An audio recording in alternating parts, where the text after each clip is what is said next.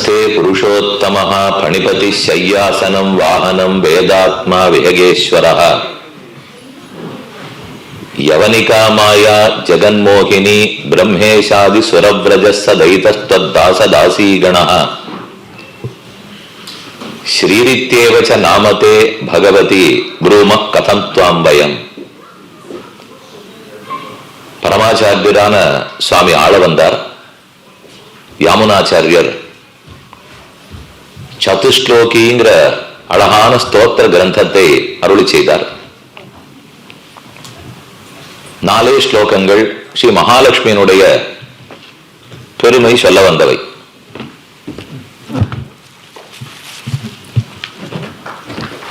அதிலே இது முதல் ஸ்லோகம். புருஷோத்தமன் பகவான் காந்தன்,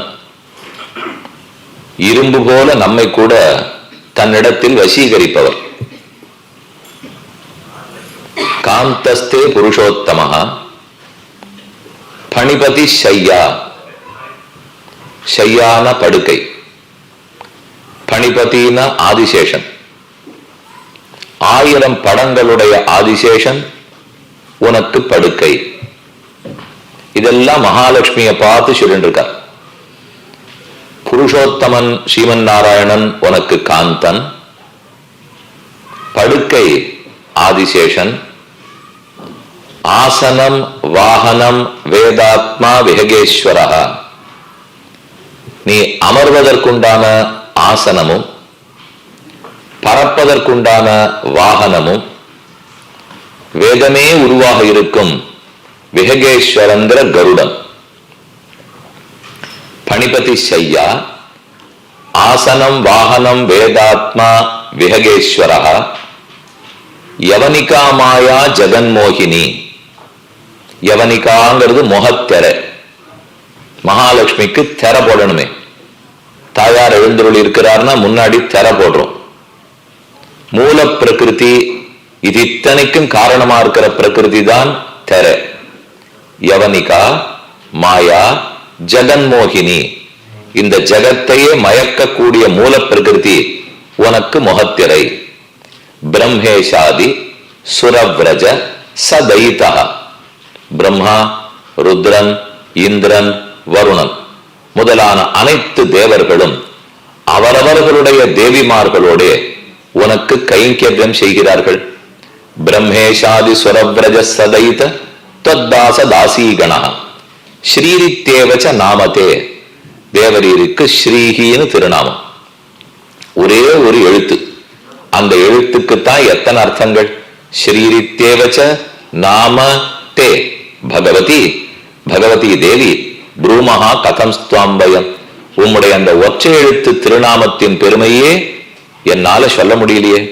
அப்ப மற்ற திருநாமங்களை எங்க சொல்ல போறேன், எனக்கு ஆயுஷே போராது அப்படின்னு சொல்லி மகாலட்சுமியினுடைய பெருமையை இந்த ஸ்லோகத்தால சொல்லிக்கிறார். இதெல்லாம் ஆரம்பிச்சது சதுஸ்லோகிங்கிற பிரபந்தத்திலே. இப்ப இந்த ஸ்லோகத்தில் நமக்கு எது தெரியுமோ தலைப்பு, ஆசனம் வாகனம் வேதாத்மா விஹகேஸ்வரஹ. பெருமானுக்கு ஆசனமாகவும் வாகனமாகவும் விஹகேஸ்வரன் அப்படின்னா கருடன் அர்த்தம். கருடனே பெருமானுக்கு ஆசனம், கருடனே அவருக்கு வாகனம். அதோட இல்ல, 3வது பெரும் பெருமை உள்ளது. அவர்தான் அவருக்கு வெற்றி கொடி. கொடி துவஜம் துவஜம்னு சொல்ல முடியும். கோவிலுக்கு எல்லாம் போனா துவஜஸ்தம்பம், அதன் கீழே விழுந்து சேவிக்கிறதுன்னு வச்சிருக்கோம். அப்ப கருட கொடி, கருட பறவை வாகனம், கருட சிங்காசனம் என்ன, இந்த 3மே பெருமானுக்கு கருடனாகவே உள்ளார். ஆசனம் வாகனம் வேதாத்மா விஹகேஸ்வரஹ. இந்த கருடன் யார்? வேதத்தினுடைய உருவம் தான் கருடன். அவருடைய திருமேனி எல்லாம் வேதம், அவருடைய திருமுகமெல்லாம் வேதம், அவருடைய சிறகனுடைய சப்தமே வேதம்.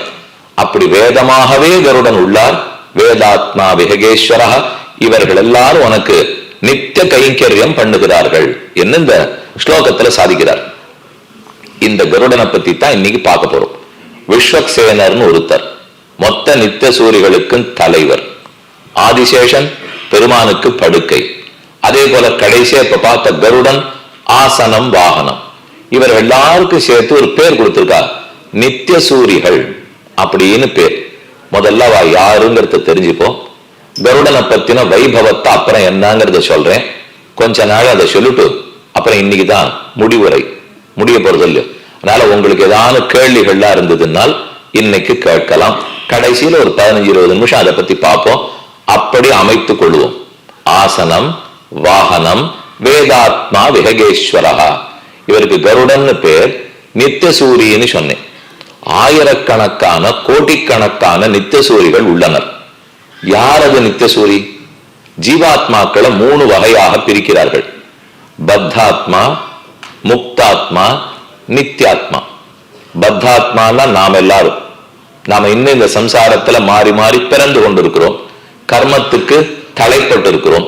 கர்மத்தால கட்டுப்பட்டு பிறக்கிற மூலியம் நாம் எல்லாம் பத்தர்கள். பத்தான கட்டுப்பட்டவன் அர்த்தம். கர்மத்துக்கு கட்டுப்பட்டு பிறக்கிறோம், இறக்கிறோம். முக்தாத்மானால் கர்ம கலையிலேருந்து வெளியில வந்துட்டோம். முக்தி அடையிறதுங்கிறமே. அப்படின்னா என்ன? கர்மத்திலிருந்து முக்தி, பிறப்பிலிருந்து முக்தி, சம்சாரத்திலிருந்து முக்தி. முக்தினா விடுதலைன்னு அர்த்தம். முக்தின உடனேயே வைகுந்தம்னு முடிவு பண்ணிக்க வேண்டாம். முக்தினா விடுதலை. அந்த விடுதலை அடைஞ்சுட்டு எங்க போறீங்கனால் வைகுந்தத்துக்கு போறேன், மோட்சத்துக்கு போறேன்னு சொல்லுவா. அப்ப இதுல இருந்து விடுதலை அடைந்து ஒரு நாள் சம்சாரத்துல பூலோகத்துல இருந்து இனிமே இங்க பிறக்க வேண்டிய தேவை இல்லாமல் வைகுந்தத்தை அடைஞ்சு விடுறானோ இல்லையோ, அவனுக்கு தான் முக்த ஆத்மான்னு பேர். முக்தி அடைந்த ஆத்மா முக்தாத்மா. இதுல ஒரு சந்தேகம் வரும். ஏன் முக்தாத்மான்னு அவனைத்தான் சொல்லணுமா? இங்கிருந்து ஒருத்தர் சொர்க்கத்துக்கு போறாருன்னு வச்சுங்க, அப்ப அவரும் இந்த லோகத்திலிருந்து வெளியில விடுதலை அடைந்தவர் தானே. அப்ப அவரை முக்தன்னு சொல்லலாமா? அப்படி பார்த்தா ஒருத்தர் சூரிய மண்டலத்துக்கு போறாருன்னு வச்சுங்க, அவரையும் முக்தன்னு சொல்லலாமானால் சொல்ல முடியாது. பூலோகத்திலேருந்து முக்தி அடைஞ்சவன் அடியன் சொல்லல. இப்போ சம்சாரத்திலேருந்து முக்தி அடைந்தவன் சொன்னேன். சம்சாரம்ங்கிறது எது? 7-14 லோகமும் சேர்த்து சம்சாரம் தான். அது வெறும் ஏதோ பூலோகம் நினைச்சுக்க வேண்டாம். பூஹு, புவஹ, சுவஹ, மஹஹ, ஜனஹ, தபஹ, சத்தியம். சத்தியலோகம் 7வது லோகம் வரைக்கும். நமக்கு கீழே நிறைய இருக்கு. அத்தல, சுத்தல, வித்தல, தலா, தல, ரசா, தல, பாத்தாளம். இதெல்லாம் ஒரு 7 14 லோகங்கள் சேர்த்தால் ஒரு அண்டம். ஒரு அண்டம்ங்கிறது சதுர்தச புவனாத்மகம் அண்டம். இத போல ஒரே அண்டமா? லட்சக்கணக்கான அண்டங்கள் மிதந்து கொண்டே இருக்கின்றன. நாம இருக்கிறதுங்கிறது ஒரு சின்ன இடம். பூமண்டலத்துக்குள்ளே ஒரு 2 அடிக்கு 2 அடி, மிஞ்சி போனா 2 சதுர அடி. இவ்வளவுதான் நம்மால உட்கார முடியும். ஆனா அது நமக்கு இவ்வளவு சின்னதா இருக்கே தவிர லோகம் எவ்வளவு பெருசு? பூஹுங்கிற நடு லோகமே பெருசு. அதுக்கு மேல 7 ரொம்ப பெருசு. அதுக்கு கீழே 7 பெருசு. இது இத்தனை சேர்ந்தது ஒரு அண்டம். இத போல அண்டானாந்து சஹசிராணாம் சஹசிரான் அயுதானிச்சன்னு விட்டு புராணம் சொல்றது. 1000 அண்டங்கள், கோடிக்கணக்கான அண்டங்கள். அது அத்தனை முதன்னு இருக்கு. இத்தோட முடியல. இந்த அண்டங்கள் மொத்தத்துக்கு மேலே 7 உரைகள் மூடி இருக்கின்றன. உரை இது ஒவ்வொன்றுத்துக்கு மேல மேல ஒவ்வொரு உரை. அப்பு, தேஜஸ், வாயு, ஆகாசம், அதுக்கப்புறம் அகங்காரம், மகான், பிரகிருதி அப்படின்னு 7 உரைகள் இருக்கின்றன. அப்புன்னா தண்ணீர். இத்த மொத்த அண்டத்தையும் சேர்த்து தண்ணீர்ங்கிற உரம் மூடின்னு இருக்கும். அப்ப அது எவ்வளவு பெருசு இருக்குன்னு தெரியுமோ? இதுல ஒரே ஒரு அண்டம் 50 கோடி யோஜனை உயரம். அப்படின்னா கீழே இருக்கிற பாத்தாளத்திலிருந்து மேல இருக்கிற அண்டம் சத்தியலோகம், பிரம்மாவனுடைய லோகம், அது வரைக்கும் அளந்து பார்த்தால் 50 கோடி யோஜனை. ஒரு யோஜனை 10 மைல். அப்பனா நீங்க தான் கணக்கு போட்டுக்கணும். இப்போ அடியனுக்கு அவ்வளவு கணக்கு வராது. 50 கோடி யோஜனை தூரம் இந்த கீழ் புள்ளியிலேருந்து மேல் புள்ளி வரைக்கும் அவ்வளவு பெருசு. இத போல 50 லட்சம், 10 லட்சம், 1 கோடி அண்டங்கள். இது மொத்தம் என்ன அளவோ அதை போல 10 மடங்கு பெருசு முதல் உரை தண்ணீர்ங்கிற உரை. இது மொத்தத்தை போல 10 மடங்கு பெருசு. அதுக்கப்புறம் அப்பு, தேஜஸ், அதை சுத்தி 10 மடங்கு பெருசு நெருப்பு வரை. தேஜஸ், வாயு, அதை சுத்தி 10 மடங்கு பெருசு காற்று வரை. ஆகாசம், அதை சுத்தி 10 மடங்கு பெருசு ஆகாசங்கிற திறந்த வெளி. இது எல்லாத்தையும் தாண்டின அப்புறம் இப்ப 4 வரை தானே இருக்கு. அப்பு, தேஜஸ், வாயு, ஆகாசம். இதுக்கப்புறம் அதை விட 10 மடங்கு பெருசு அகங்காரம்ங்கிற ஒரே. அதை விட 10 மடங்கு பெரியது மகான்கிற ஒரே. அது எல்லாத்த விட ரொம்ப பெரியது மூல பிரகிருதிங்கிற ஒரே. அது தாண்டி தாண்டி தாண்டி போயிட்டே இருக்கும். சூழ்ந்து அகன்னு ஆழ்ந்து உயர்ந்த முடிவில் பெரும் பாழ். நம்மாழ்வார் அந்த மூலப்பிரகிருதியை ரொம்ப நாளா விளக்கமா சொல்றார். சூழ்ந்து இருக்குமா, அகன்று இருக்குமா, ஆழ்ந்து இருக்குமா, முடிவில்லாத இருக்குமா. சூழ்ந்து அகன்னு ஆழ்ந்து உயர்ந்த முடிவில் அப்படின்னா இது எத்தனை பரிணாமம் இருக்கு தெரியுமா? இப்போ பரிமாணம்னு சொல்றோம் இல்லையோ. பொதுவா நம்ம ஒரு திரையில பார்த்தோம்னா 2 பரிமாணம் தான் இருக்கும். அதையே ஒரு கண்ணாடியை போட்டு சொல்லுவா. போட்டு பார்த்தா அங்க யாரான ஒரு குத்து விட்டான்னா நம்மள குத்து விடுறாப்புல இருக்கும். அது முப்பரிமாணம்ங்கிற இல்லையோ. அதுக்கு ஒரு கண்ணாடி போட்டுக்கணும். போட்டா கண்ணாடியில குத்து விடுவா. அதை போல ரொம்ப பெருசா பார்த்தா இது 3. நான் சொல்றது இப்ப 4 தாண்டி 5. சூழ்ந்து அகன்னு ஆழ்ந்து உயர்ந்த முடிவில் பெரும் பாழ். அவ்வளவு பெரிய மூலப்பிரகிருதி எவ்வளவு பிரயாணம் பண்ணாலும் தாண்ட முடியாது. தாண்டுவோன்னு வச்சுக்கோம். அதற்கப்புறம் தான் விரஜாங்கிற நதி வருகிறது. ரஜஸே இல்லாத க்ஷயந்தமஸ்ய ரஜசப்பராகே என்னும் தத்விஷ்ணோ பரமம் பதகம் சதா பஷ்யந்தி சூரையா என்னும் அந்த விரஜா நதியை தாண்டினால் வைகுந்தம் வரும். இதுக்கு 2த்துக்கு நடுவில் இருக்கிற எல்லை கோடு விரஜா. விரஜைக்கு இப்பால் இருக்கிறதுக்கெல்லாம் பிராகிருத மண்டலம்னு பேர். எல்லாமே பிராகிருதம். என்ன பிரகிருத்தியிலிருந்து உருவாக்கப்பட்டது, அதனால பிராகிருதம். விரஜையை தாண்டிட்டோம்னு வச்சுங்க அப்ராகிருத்தம்னு பேர். அது பிரகிருத்தியால் ஆக்கப்பட்டதல்ல. பிரகிருத்தியை தாண்டி இருக்கிறது அப்ராகிருதம். பிரகிருதிக்கு உட்பட்டு இருக்கிறது பிராகிருதம். இப்ப இது மொத்தத்துல எது சம்சாரம், எதை சம்சாரம்னு சொல்றோம்னால் விரஜைக்கு இப்பால் இருக்கிற மொத்த லோகமும் சம்சாரம். ஓ, அப்ப பிரம்மாவுடைய சத்தலோகம் சம்சாரம் தான், இந்திரனுடைய சொர்க்கலோகம் சம்சாரம் தான், சூரியலோகம் மூல பிரகிருதியும் சேர்த்து சம்சாரம் தான். எதுவாக இருந்தாலும் மொத்த சம்சாரத்துக்குள்ள சேரும். சேரும்னா என்ன வித்தியாசம்? சம்சாரம்னு நீர் சொல்றதுக்கும் விரஜைக்கு அப்பால்ங்கிறதுக்கும் ஏது வித்தியாசம்? 2 முக்கியமான வேறுபாடுகள். ஒன்று பிரகிருத்தியால் ஆக்கப்பட்டிருக்கும், இது வித்தியாசம். அப்ப அதெல்லாம் அப்ராகிருத்தமா இருக்கும், இதெல்லாம் பிராகிருத்தமா இருக்கும். இன்னொரு பெரிய வித்தியாசம் இருக்கு. சத்வம் ரஜஸ் தமஸ் 3 குணங்களால் ஆக்கப்பட்டிருக்கும் விரஜைக்கு இப்பால் இருக்கிற மொத்தம். ஆனா விரஜையை தாண்டிட்டால் வெறும் சுத்த சத்வம். சத்வம் சத்வம் சத்வம் சுத்தமான சத்வம். அதுக்கு ரஜஸ் கலக்காது, தமசு கலக்காது. அதைத்தான் சுத்த சத்தம்ங்கிறார். இப்ப நீங்க அடுத்து கேட்கணும், அப்ப இதுக்கு பேரு அதுக்கு சுத்த சத்தம் சொல்லிட்டு இதுக்கு மிஸ்ர சத்துவம்னு பேர். நாம ஆக்கப்பட்டதெல்லாம் இந்த பிராகிருத மண்டலத்துக்கு மிஸ்ர சத்துவம்னு சொல்லுவோம். மிஸ்ரன கலந்த, கூடிய. எது கலந்திருக்கு? சத்தம் ரஜஸ் தமசு 3 கலந்துடுத்து இல்லையோ, அதனால இது மிஸ்ர சத்துவம். ஆனா அது கலக்காம இருந்ததுன்னா சுத்த சத்துவம். அப்ப வைகுண்டம் முழுக்க சுத்த சத்துவம்.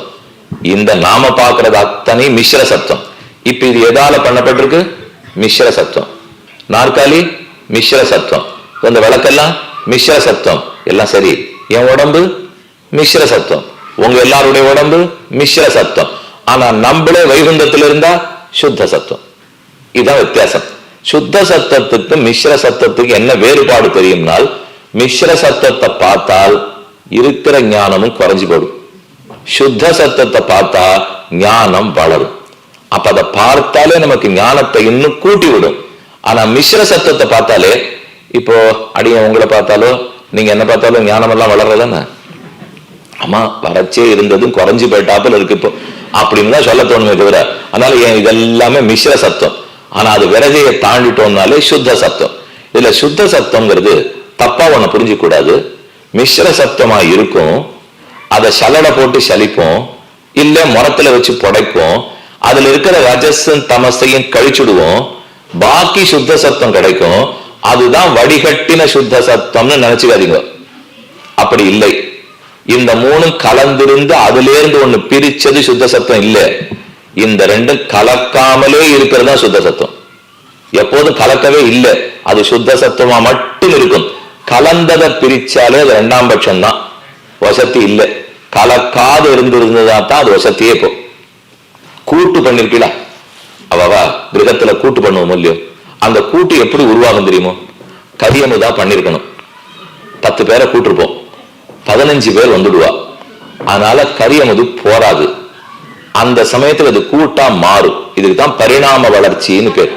அதாவது அப்படியே மாறுறது பாருங்க. அப்ப அந்த கரியமுதா இருந்திருக்க வேண்டியது அப்படியே சட்டுன்னு கூட்டா மாறும். அது கொஞ்ச நாள் போயிட்டு இருக்கும். அது ஆனா அதுல கூட்டணியே இருக்காது. கூட்டுன்னு சொல்லுவோமே தவிர அதுல வேண்டிய காய்கறி தனியா இருக்கும், ஜலம் தனியா ஓடிண்டே இருக்கும். கூட்டணி சரியில்லைன்னா அது பல மாநிலங்கள்ல அதான் நடந்துட்டு இருக்கு சுவாமி. இப்போ ஒண்ணு கூட்டணியே சரியில்லை, அதனால யார் அமைக்க போறான்னே தெரிய மாட்டேங்கிறது. நம்ம கிரகத்துல பண்ண கூட்டும் சரியில்லை, அங்க இருக்க வேண்டிய கூட்டணியும் சரியில்லை. அப்ப அந்த கூட்டு பிரிஞ்சு போறது பாருங்க. அப்ப சட்டுன்னு அதெல்லாம் மாறும். இப்ப மைசூர் சாற்றுமதுன்னு ஒண்ணு உண்டு. அதுல ரெண்டு வகை. ஒண்ணு மேலோட்டமா சாதிச்சா சாத்துமது, கீழே எடுத்து சாதிச்சா குழம்பு. அந்த மாதிரி இது யாரும் பிரிச்சு கிரிச்சு எல்லாம் இப்ப கொண்டல. இப்போ அது எல்லாமே ஒன்ன பண்ணிட்டு அது மூணாக்கிற கதை. அந்த மாதிரி நான் சொல்லல. இப்போ சுத்த சத்தம்ங்கிறது தனி, மிஸ்ர சத்தம்ங்கிறது தனி. இந்த மூணு சேர்ந்து இருக்க போறது அது சேர்ந்தே இருக்காது, சுத்த சத்தம் மட்டும் இருக்கும். இப்போ இந்த பூலோகத்தை எடுத்துப்போம். இங்க இருக்கிறது எல்லாம் என்னவா இருக்கணும்? மிஸ்ர சத்தமாத்தான் இருக்கணும். அப்படின்னா சத்தம் ரஜஸ் தமஸ் மூணு இருக்கணும் இல்லையோ? இதுக்கு விதிவிலக்கு பார்க்கலாமா?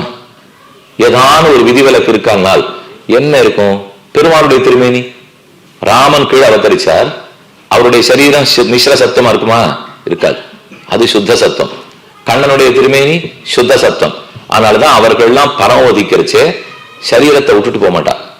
ராமன் கிளம்பி போறச்சே திருமேனியோட போயிட்டார். கண்ணன் கிளம்பி போறச்சே ஸ்வதாம கமனம், தானே திருமேனியோட போனார், விட்டுட்டு போக மாட்டார். இல்லையே நான் பாகவதத்துல படிச்சேன், பாரதத்துல படிச்சேன், அப்புறம் இருக்கிற அந்த சரீரத்துக்கு ஈமச்சடங்குகள்லாம் பண்ணிருக்கிறதா கேள்விப்படுறேனே அப்படின்னு உங்களுக்கு சந்தேகம் வரும். ஆனால் அந்த திருமேனியே கிடையாது. காரியம் பண்றதுக்கு நமக்கு உரிமை இருக்கு, கடமை இருக்குங்கிறதுக்காக பண்ணாலே தவிர ஒரு சரீரமும் கிடையாது. திருமேனியோடயே கிளம்பி போயிட்டார். அப்ப சித்தையும் மூட்டினா சந்தனம்லாம் கொண்டு அடிக்கினா அப்படியே பண்ணார்களே தவிர அங்க எரியறதுக்கு எந்த வசுவுமே இல்லை. ஏன்னா திருமேனியோட தான் பெருமாள் கிளம்பி போயிட்டார். ஆனால் பெருமானுடைய திருமேனி சுத்த சத்தம் இந்த லோகத்துக்குள்ள இருந்தாலே, ஏன்னா இங்க இருக்கணும்னாலே பிராகிருதம் மிஸ்ர சத்தம்னு சொன்னேன். ஆனா அவருடைய திருமேனியா இருந்ததுன்னா அப்ராகிருத்தமா தான் இருக்கும், சுத்த சத்தமா தான் இருக்கும். அது சரி, நீ பெருமாளை சொன்னீர், கொஞ்சம் அவரை தவிர வேற ஏதாவது உண்டா?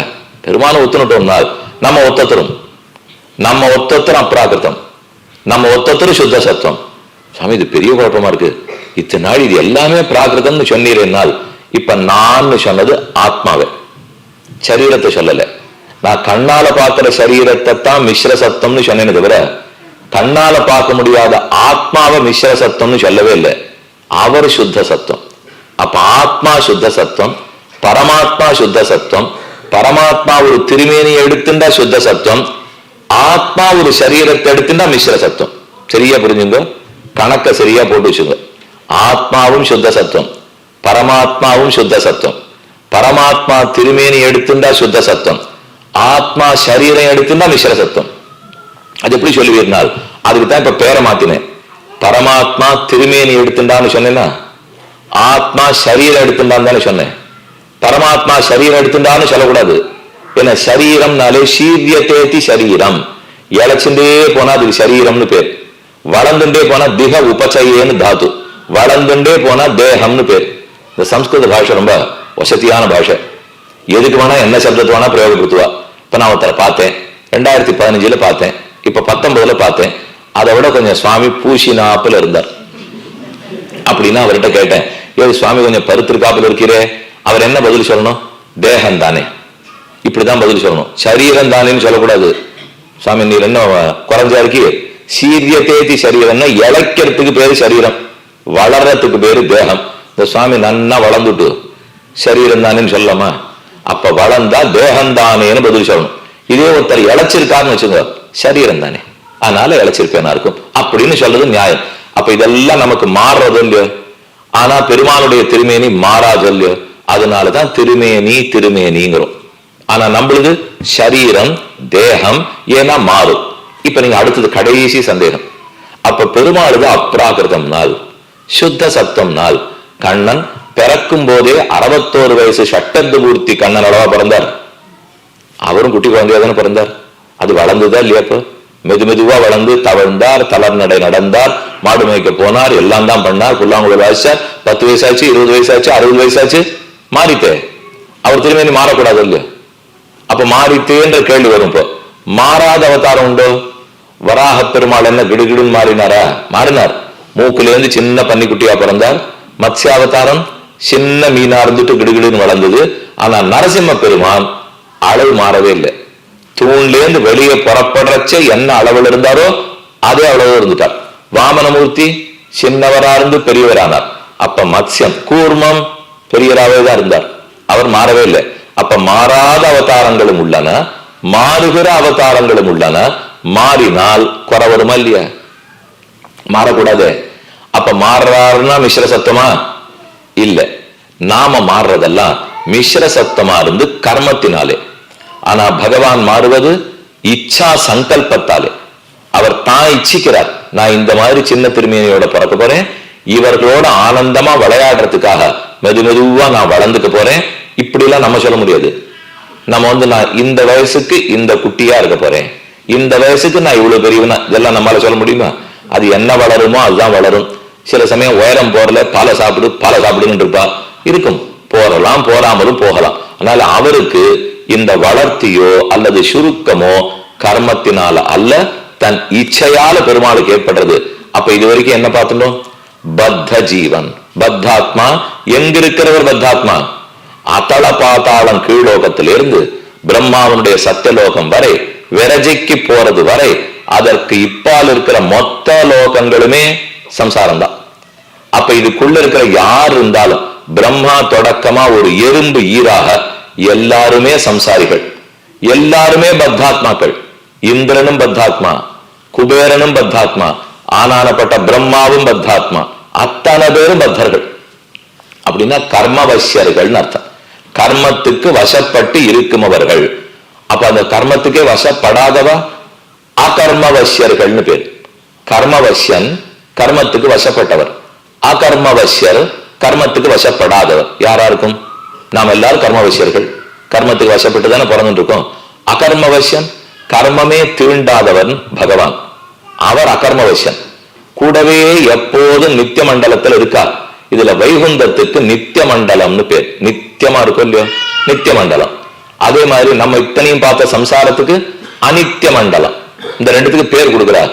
ஒன்னுத்துக்கு லீலா விபூதின்னு பேரு, இன்னொன்னுத்துக்கு நித்திய விபூதின்னு பேர். அதனாலதான் உபய விபூதி நாதன் என்ன பெருமாளுக்கு ஒரு பட்டா இருக்கு, உபய விபூதி நாதன்.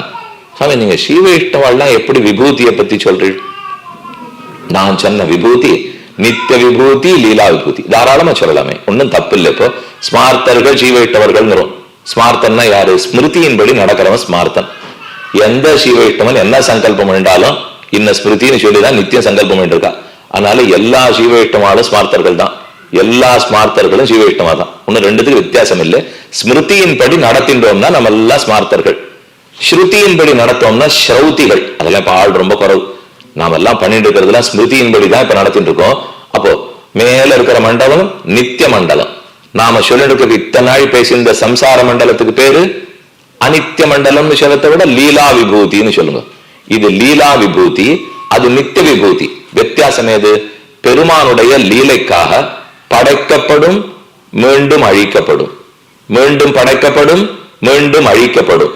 அந்த லீலைக்கு இது விஷயமா இருந்தது இல்லையோ, அவருடைய விளையாட்டுக்கு விஷயமா இருந்தது இல்லையோ, அதனால லீலா விபூதி. அந்த நித்திய விபூதி ஒன்னும் படைக்கப்படாது, அழிக்கப்படாது, நித்தியம் நித்தியம் நித்தியம், எப்போதும் நித்தியமா இருக்கும். அதனால இது படைப்பின் போது படைக்கப்படாது, அழிப்பின் போது அழிக்கவும் படாது, எப்போதும் நித்தியமா இருக்கிற வைகுந்தத்துக்கு நித்திய மண்டலம்னு பேர். அது நம்ம ஊர்ல எவ்வளவு பெருசு இருக்கும் சுவாமி. இப்ப நீ கீழே இருக்கிற சம்சாரம் எவ்வளவு பெருசுன்னு சொல்லிட்டு, இதுல ஒரு பகுதி நம்ம ஊர்ல ஒரு பகுதியா இருக்குமானால், இப்ப கீழே இருக்கிற சம்சாரம் முழுக்க எவ்வளவு பெருசுன்னு சொன்னேன் இல்லையா, அது மொத்தம் சேர்ந்து 1/4 பங்கு, வைகுந்தம் 3/4 பங்கு. இத போல 3 மடங்கு. இத்தனை நாள் எவ்வளவு பெருசு நம்ம பார்த்தோமோ, திரிபாத சியாமிருத்தம் திவி திரிபாதூர்த உதை புருஷா பாதோஸ்ய விஸ்வாபூதானி திரிபாத சியாமிருத்தம் திவின்னு புருஷ சூக்தம் சொல்றதா. பாதன கால், இந்த உலகம் முழுக்க இருக்கே லீலா விபூதி பாதம் ஒரு 1/4 பங்கு. திரிபாத், திரிபாதுனா இதனுடைய 3 மடங்கு. பாதோஸ்ய விஸ்வாபூதானி திரிபாதஸ்யாமிருத்தம் திவி. அப்ப இதெல்லாம் விஸ்வம், அது அமிர்தம். அமிர்தம்னா நித்திய விபூதி வைகுண்டம் 3 மடங்கு பெருசா இருக்கும். இந்த 1/4 பங்கு அந்த 3/4 பங்கு இது ரெண்டும் சேர்ந்தா தான் 1 மடங்கு. அதுதான் பெருமானுடைய பெரிய சொத்து. அந்த சொத்துல ஒரு 3/4 மடங்கு சொத்து நித்திய விபூதியா இருக்கு.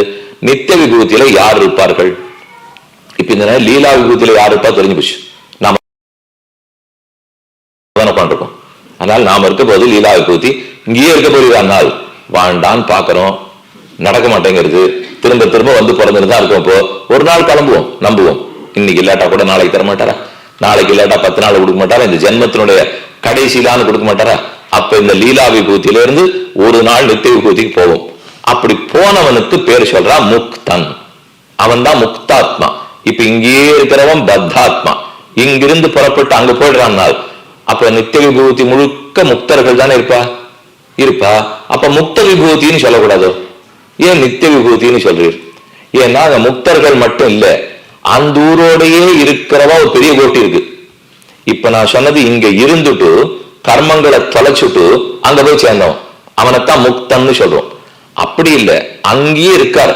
விஸ்வக்சேனர் அங்கேயே இருக்கார், ஆதிசேஷன் அங்கேயே இருக்கார், கருடன் அங்கேயே இருக்கார். இங்க வரமாட்டாள், வருவார் எப்ப வேணுமோ அப்ப வருவார். ஆனா நித்தியமா இருக்கிறது அங்கே.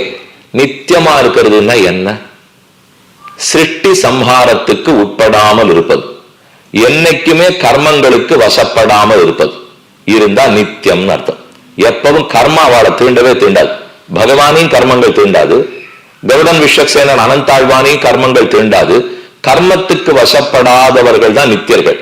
அவர்களே அகர்மவசியர்னு சொல்லலாம், அஸ்பிரஷ்ட சம்சார கந்தர்கள்னு சொல்லலாம். சம்சாரத்தினுடைய வாசனையே இல்லாம இருக்கிறவா. இந்த வாசனையே அவளுக்கு இல்லை. இப்ப நமக்கெல்லாம் இதுலயே தோஞ்சு இருக்கும்.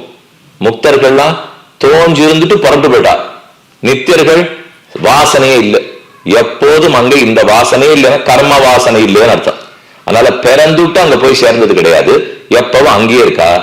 இந்த நித்தியர்களும் முக்தர்களும் நிறைஞ்சு இருக்கிறது தான் வைகுண்டம். அப்ப அங்க 2 வகைப்பட்டவா இருக்கா. நித்தியர்களா எப்போதும் அங்கு இருப்பவர்கள் உள்ளார்கள், முக்தர்களா இங்க இருந்துட்டு அங்க போய் சேர்ந்தவர்களும் உள்ளார்கள். அப்ப அந்த பூமியை நித்திய முக்த பூமின்னு சொல்லலாமா? நித்திய முக்த பூமினால் நித்தியர்களும் முக்தர்களும் நிறைய வசிக்கக்கூடிய இடம். அதைத்தான் நம்ம வைகுண்டம்னு சொல்றோம். குண்ட குறவு, விகுண்ட குறவில்லாதது, ஞானத்துக்கும் பிரேமத்துக்கும் குறைவில்லாத பூமி. அதனாலதான் வைகுண்டம்னு சொல்றோம். முதல்ல அதுக்கு அபராஜிதான்னு பேர் இருந்தது. அப்படியா? அது யாரோ மனுஷாலாம் பேர் வச்சுன்னு பார்த்திருக்கமே. என்னால் அங்க இருக்கிறது தானே பார்த்து வச்சுக்கிறோம். இப்ப நான் புண்டரீகாட்சன் பேர் வச்சிருந்தா நானா புண்டரீகாட்சன்? நிச்சயமா இல்ல, அவர் தான் புண்டரீகாட்சர். அப்ப பார்த்து பேர் வச்சுப்போம். அதுக்குன்னு உடனே நம்மளும் அது ஆட்டமாக்கம்னு எல்லாம் கற்பனை பண்ணிக்க கூடாது. அது அவரா இருப்பார், நாம அவருடைய பேரை வச்சுட்டு இருப்போம். அதோட கொஞ்சம் பேசாம இருக்கணுமே தவிர, நான் மேகவண்ணன் நாள் நானேவான்னு சுத்தி பார்த்துண்டா கோவர்தனகிரிதாரினா என்னால தூக்க முடியும்? ஆனா நமக்கு இருக்கிற பைய தூக்கிறதுக்கே நம்மளால முடியல, எங்க கோவர்தனத்தை எல்லாம் தூக்க போறோம்? அதனால அவருடைய பேர், அது பெண்ணா இருக்கட்டும் ஆணா இருக்கட்டும், பெருமாளுக்கோ பிராட்டிக்கோ பேர் இருந்ததுன்னா அந்த பேரை நம்ம வச்சுக்க போறோம். அப்ப வைகுண்டத்துல பெருமாள் இருக்கார். அங்க இருக்கிறது நித்தியர்கள் முக்தர்கள். அதுக்கு நேர கீழே வந்துட்டு இருந்தால் இங்க இருக்கிறது பத்தர்கள். இதைத்தான் திரிவித சேத்தனம்னு சொல்றோம். பின்ன ஒரு வார்த்தை ஞாபகம் வச்சிருந்தோம். திரிவித சேத்தன, திரிவித அச்சேதன, சுவாதீன, திரிவித சேதனாச்சேதன, ஸ்வரூப, ஸ்திதி, பிரவருத்தி, பேத. இது சரணாகதி கத்தியத்திலும் ஸ்ரீரங்க கத்தியம், ஸ்ரீ வைகுண்ட கத்தியம், இதுல எல்லாம் சுவாமி ராமானுஜர் கத்தியத்திரயம்னு பாடினார். ரொம்ப ஆச்சரியமா இருக்கும். நீங்க பாட்டு கூட கேள்விப்பட்டிருப்பீள். அதுல சொல்லுவார், சுவாதீன திரிவித சேதனாச்சேதன. பெருமானுடைய அதீனத்தில் 3 வித சேத்தனர்கள், 3 வித அச்சேதனர்கள். இந்த சொல்லுக்கு பொருள், சேத்தனன்னா யாரு, அச்சேதனன்னா யாரு? சைத்தன்யம்னா ஞானம், சைத்தன்யமுடையவன் சேத்தனன், ஞானம் இருக்கிற ஆத்மான்னு அர்த்தம். ஞானம் இருக்கிற ஆத்மா சேத்தனன். அச்சேதன சைத்தன்யம் இல்லை, ஞானம் இல்லை, ஜடப்பொருள். இந்த புஸ்தகம் ஜடப்பொருள், இந்த புஷ்பம் ஜடப்பொருள், உட்காந்துக்கிற நாற்காலி ஜடப்பொருள். நீங்க கண்ணால பாக்குற மொத்தமே ஜடம். ஜடம்னாலே என்னவா இருக்கணும்? மிஸ்ர சப்தத்தாலதான் ஆக்கப்பட்டிருக்கணும். அதுதான் அர்த்தம்.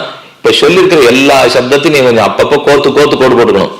இதை தனித்தனியா எங்கெங்கயோ சொல்லல. இப்போ மிஸ்ர சப்தத்தால் ஆக்கப்பட்டது ஜடம், அதுதான் அச்சேதனம். அதைத்தான் இந்த லோகம் முழுக்க ஆக்கப்பட்டிருக்கு. நம்ம உடம்பு அதனாலதான் ஆக்கப்பட்டிருக்கு. அதே சேத்தனன், சேத்தனன் சொன்ன ஞானம் இருக்கிற ஆத்மா, அவர் மிஸ்ர சத்தம் இல்லை, அவர் சுத்த சத்தம். ஏன்னா அவருக்கு ரஜஸோ தமசோ கிடையாது இல்லையோ. இப்படிப்பட்டதான் ராமானுஜர் சொல்லும் போது திரிவித சேத்தன, 3 விதமான சேத்தனர்கள். யாரு 3 பேர்? பத்த, முக்த, நித்திய. திரிவித சேத்தன. திரிவித அச்சேதன, அதுதான் இன்னும் அழகு. திரிவித அச்சேதனை எதுவா இருக்கும்? இப்ப 2 பார்த்துட்டோமே நம்ம, மிஸ்ர சத்தம், சுத்த சத்தம். அந்த ரெண்டு வகையா. அது கூட 3வது ஒண்ணு இருக்கு இப்போ அச்சேதனத்திலேயே, அதாவது ஞானம் கிடையாது. இன்னொன்னு 3வது இருக்கு, அதுக்கு காலம்னு பேர். அது மிஸ்ர சத்தமும் இல்லை, சுத்த சத்தமும் இல்லை, அது குணமே இல்லை. ஏன்னா சுத்த சத்தம்னாலும் ஒரு குணம், மிஸ்ர சத்தம்னாலும் முக்குணம். முக்குணம்ங்கிறமே அது முக்குணம். ஆனா காலம்ங்கிற தத்துவம் இருக்கு பாருங்க, அதுக்கு குணமே கிடையாது இல்லையே. சொன்னீங்களே கார்த்தால 4 மணிக்கு சாப்திகமான காலங்களே, மத்தியானம் 12 மணிக்கு ராஜச காலம்னு சொல்லுவாளே, ராத்திரி அப்படியே தூக்கம் வந்தா தாமச காலம்னு வாழ. என்ன காலத்துல எல்லாம் அது ஏறாது. காலம் காலமா தான் இருக்கும். அந்த காலத்துக்கு ஒரு தேவத்தை இருக்கும், அந்தந்த காலத்துக்கு ஒரு தேவத்தை. அந்த காலங்காலத்தால காலத்தினுடைய தேவத்தை சாத்விகமா இருப்பார். மத்தியான காலத்தினுடைய தேவத்தை ரஜோகுணத்தோட இருப்பார்.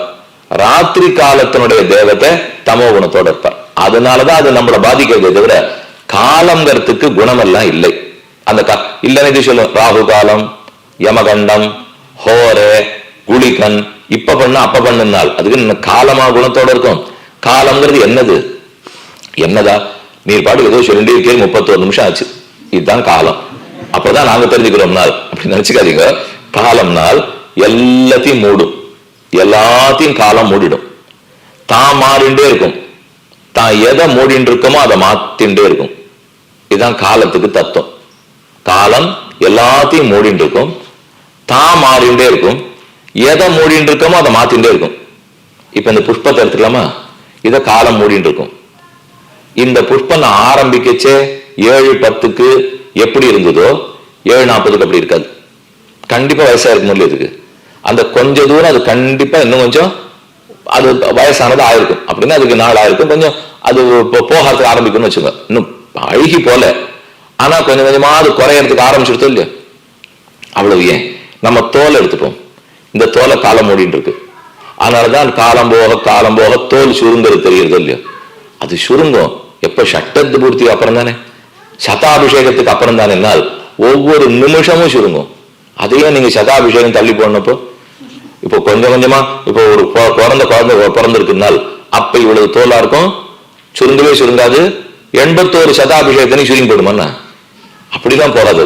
ஒவ்வொரு நிமிஷமும் மாறச்சே சுருங்கிட்டே இருக்கும், ஒவ்வொரு நாள் மாறச்சேவும் சுருங்கும்.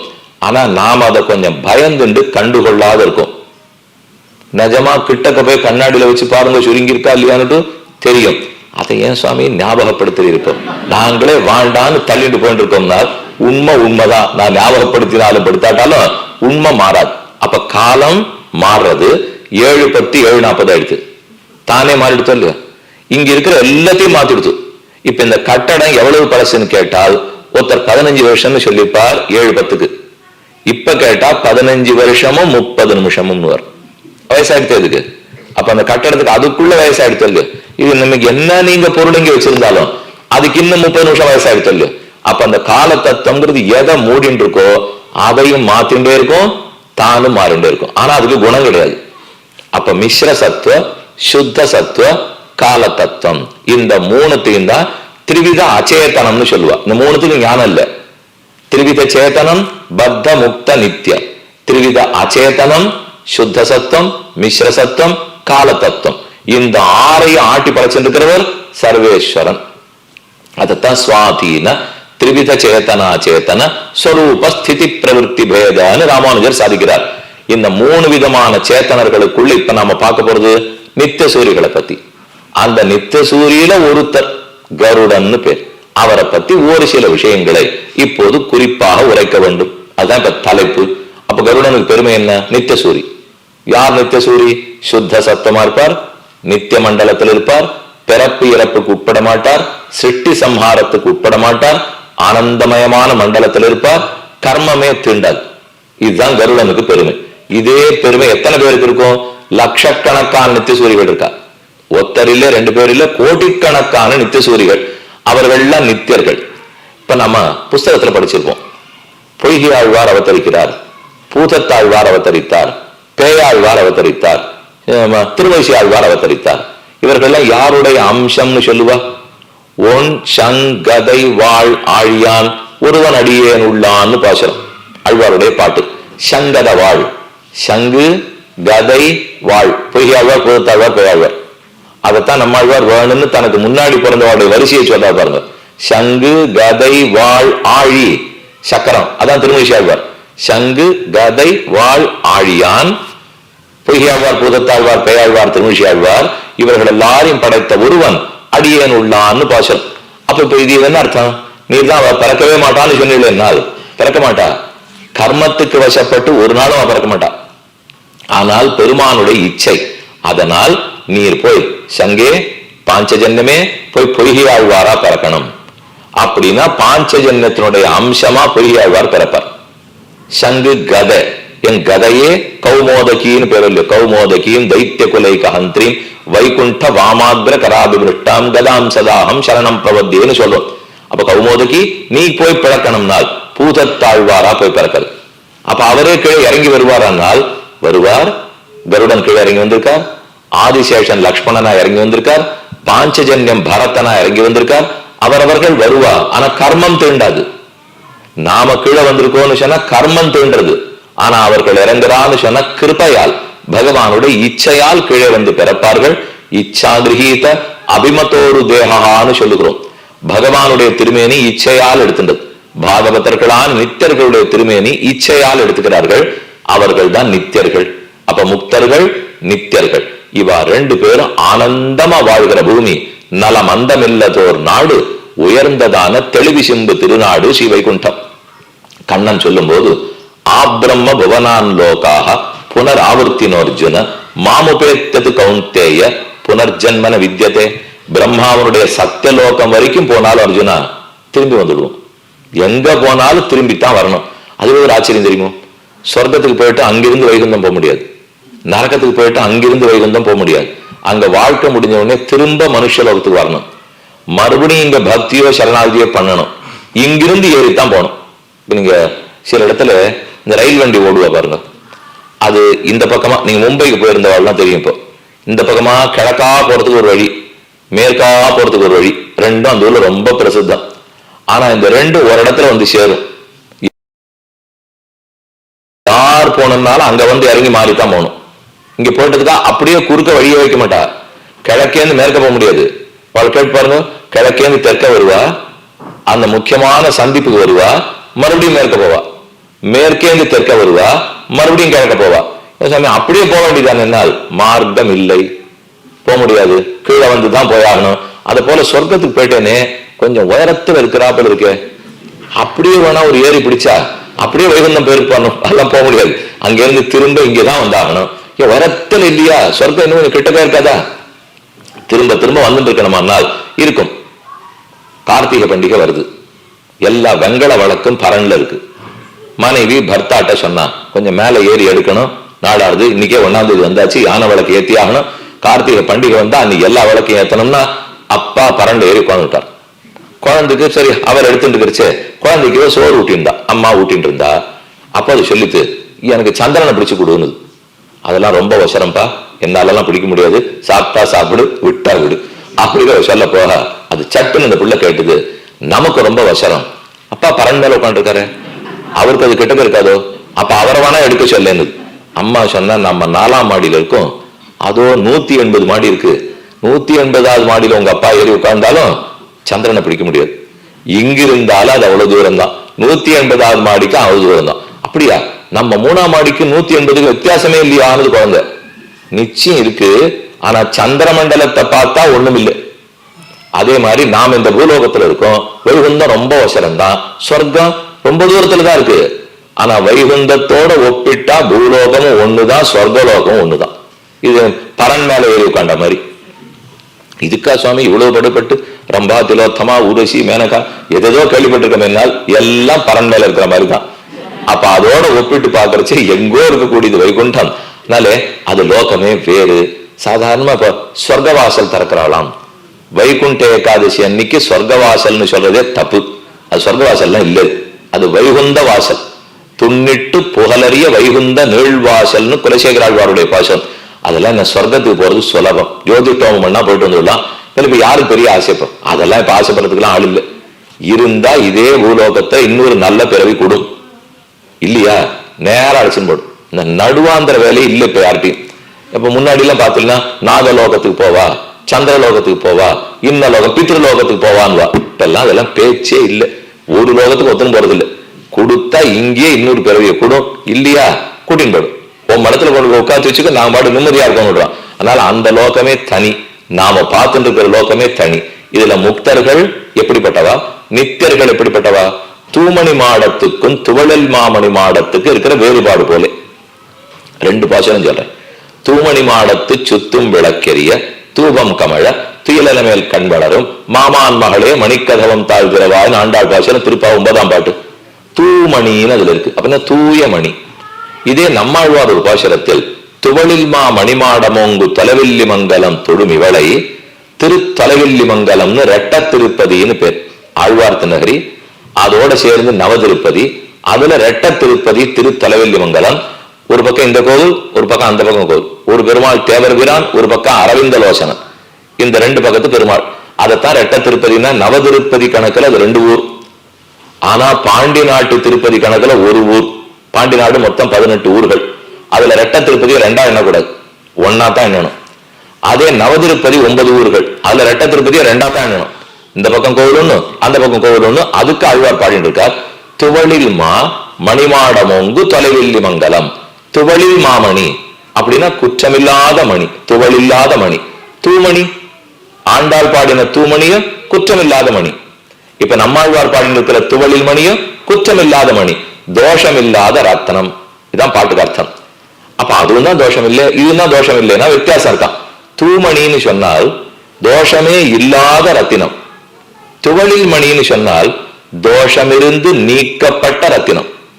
2 உண்டு. வைரம் வாங்க போய் இல்லையோ, அப்ப அந்த வைரத்துல எவ்வளவு தோஷம் இருக்கு, அந்த தோஷ எண்ணிக்கை வச்சுதான் விலையே வைரத்துக்கு. அதெல்லாம் அதுக்கு பிரிப்பாப்போம். இது மேல் இருக்கிறது, இது அடுத்தது அடுத்தது அடுத்ததுன்னா நிறைய தோஷம் இருக்கு. வச்சு பார்த்தா அந்த கருப்பு புள்ளி ஜாஸ்தி இருக்கும். இருந்ததுன்னா அதை கீழே கழிச்சுடுவா.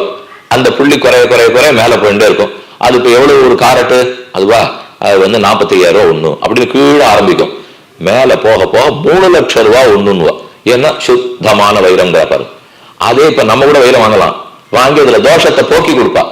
தோஷம் இருந்து போக்கி கொடுத்தா துவளில் மணி, தோஷமே இல்லைன்னா தூமணி. இந்த ரெண்டுத்துக்கு எது வித்தியாசம்? முக்தனுக்கும் நித்தியனுக்கும் இல்லையா?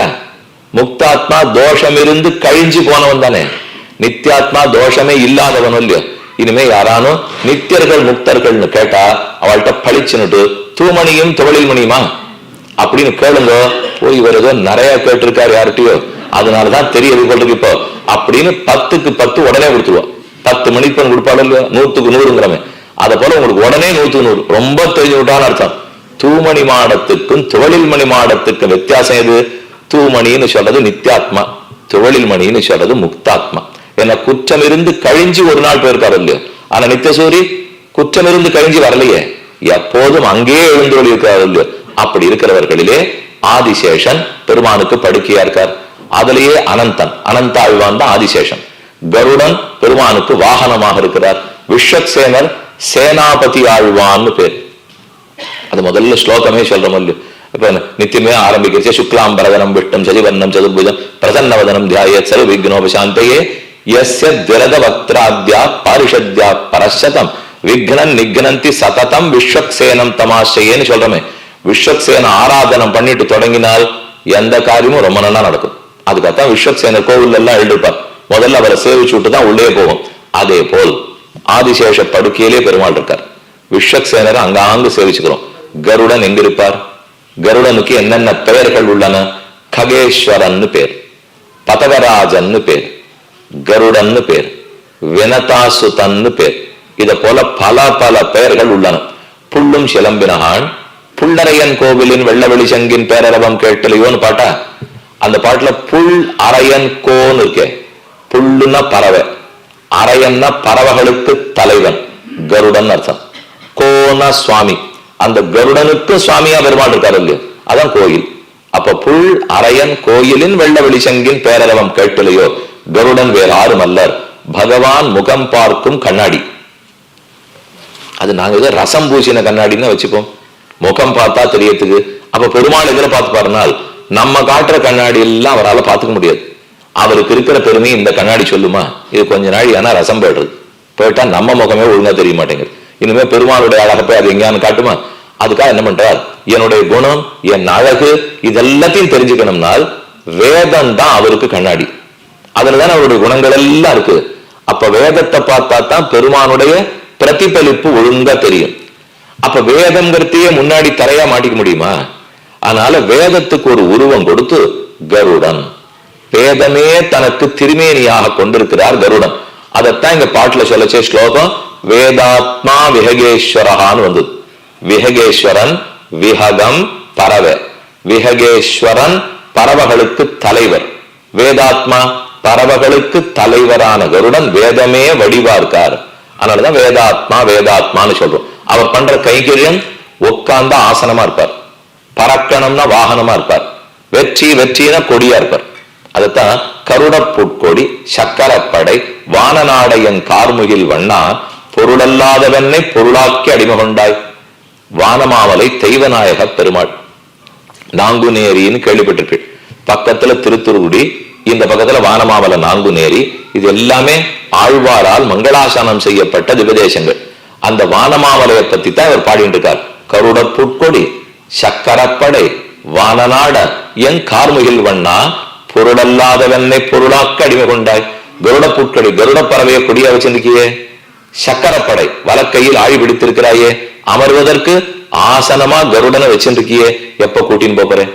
கருடன் இருக்கார், ஒவ்வொரு இடத்துலயும் சந்நிதி கருடன் இருப்பார். இங்க பெருமாள் இருக்காருனால் நேர் எழுத்தா மாதிரி சன்னதி கருடன் சின்னவரா இருப்பார். அவர் கூட தனியா சன்னதி இருக்கலாம். இப்ப ஸ்ரீரங்கத்துக்கு வந்திருந்தால் ஒரு சன்னதி கருடன் முன்னாடியே இருக்கார், பெரிய மண்டபத்துல இருக்கார். அதுக்கப்புறம் இன்னும் தாண்டி போனா கருட மண்டபம்னே ஒரு மண்டபம். அந்த மண்டபத்துல அவ்வளவு பெருசா கருடன் உட்காந்து இருப்பார். அவ்வளவு பெருசான்னா 25 அடி வசரம். அப்ப ஒரு பக்கத்துல தன்னுடைய தர்மபத்னியோட சேர்த்து அவ்வளவு பெருசு மரத்திலேயே இருக்காரு. அந்த கருடங்களை திருமையினை சேவிச்சிருந்தால் என்ன பளபளான்னு என்னமா இருக்கார், எப்படி அஸ்திரம் ஜாத்திரா தெரியல, எப்படி திருவாராதனா அவ்வளவு ஆச்சரியமா இருக்கார். அவ்வளவு பெரிய கருடன் சந்நிதி கருடன். சந்நிதி கருடன் சந்நிதி கருடன்னா பெருமாளுக்கு நேர் முன்னாடி இருப்பார்.